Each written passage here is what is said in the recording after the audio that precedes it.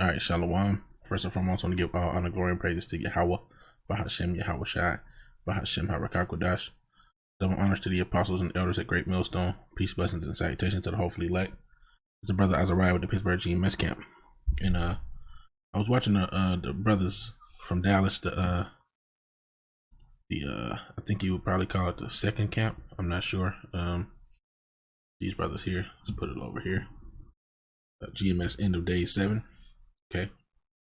Brothers out there in Dallas. I believe Elder Yatazak is on the camera.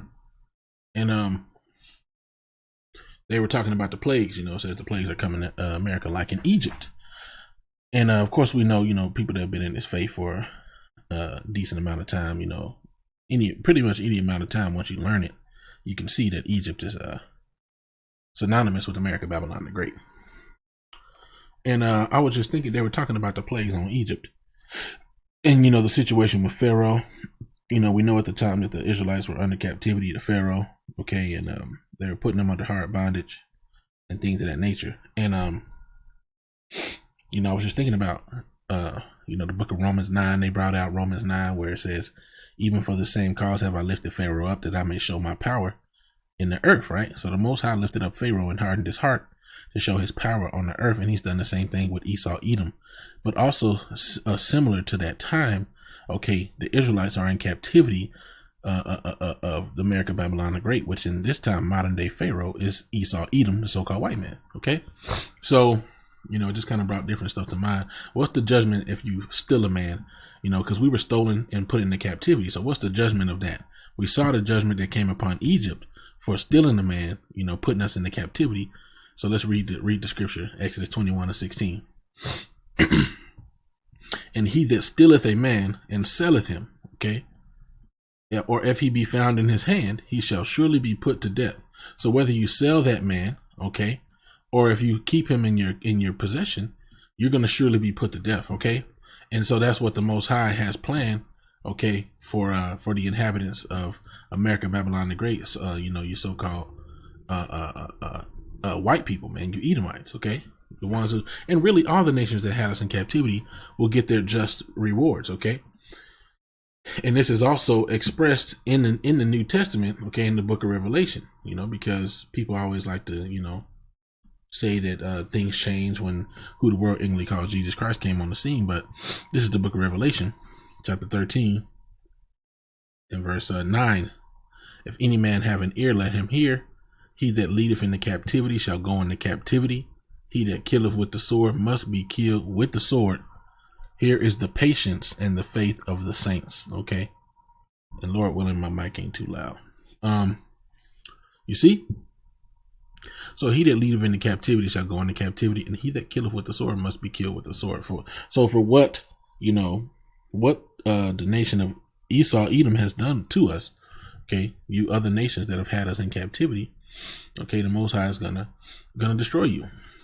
First he's gonna start by putting these curses upon you, okay, but he's also gonna do the same thing he did in Egypt, okay.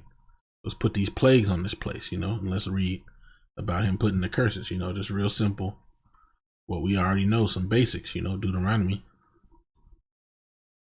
30:7 says what? It says, and Yahweh thy power, Salakia, will put all these curses upon thine enemies and on them that hate thee, which persecuted thee. So the Most High is going to put all these curses upon our enemies and upon them that hate us, which persecuted us, okay? And you so-called blacks, Latinos, and Native Americans, you're hated and persecuted by every other nation on the planet Earth. Hell, you even persecute each other as a result of the curses, you see?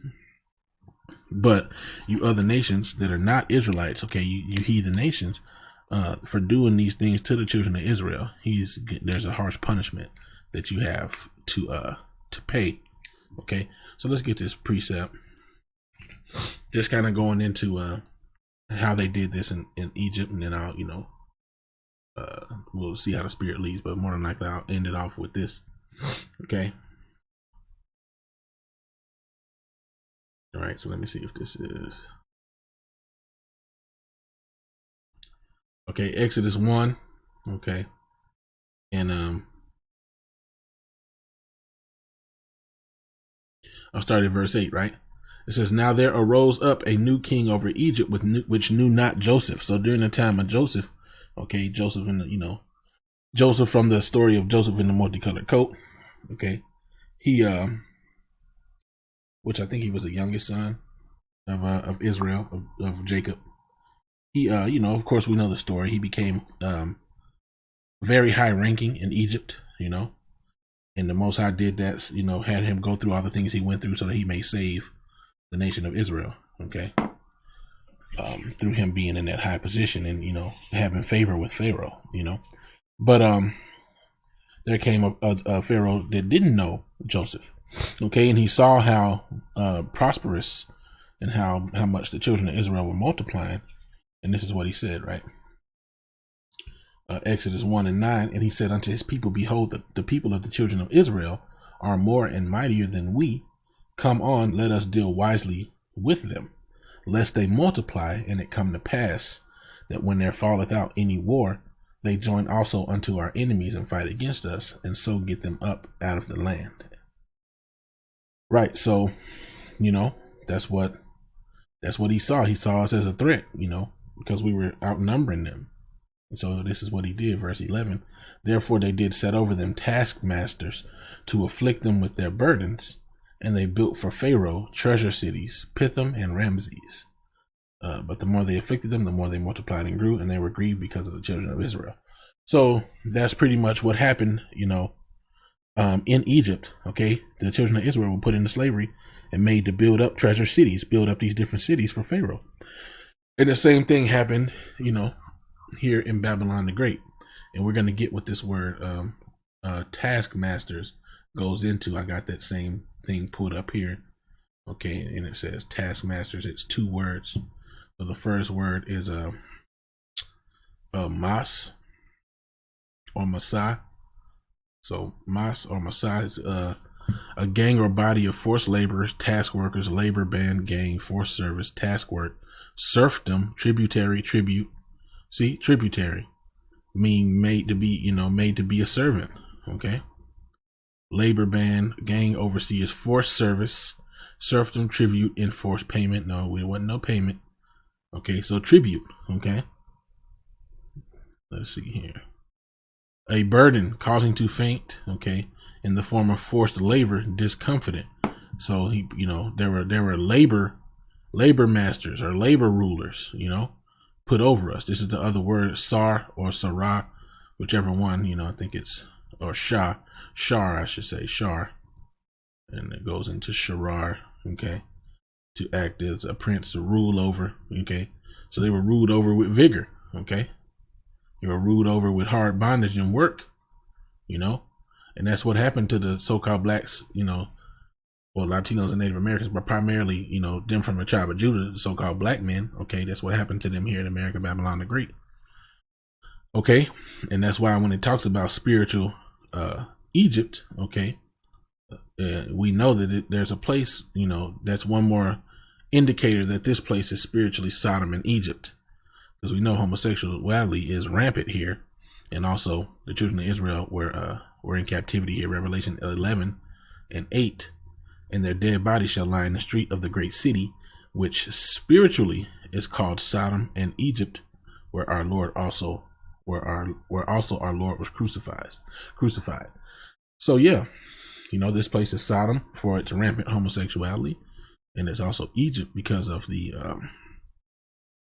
children of Israel were in bondage here, much like in Egypt, and they were made to build up these treasure cities, these different places. Okay. And the Lord is crucified here because his true image, his true ways, the truth of him is crossed out here, is X'd out, and something else is put up in its stead, okay, in his stead and in the truth's stead. All right. So, yeah, I just want to do a brief lesson on that. Lord willing, it was edifying. I want to give all honor, glory, and praises to Yahweh Ba'ashem, Yahweh Shai Ba'ashem, Harakakwadash. Double honors to the apostles and the elders at Great Millstone. Peace, blessings, and salutations to the hopefully elect. With that, I want to say shalom.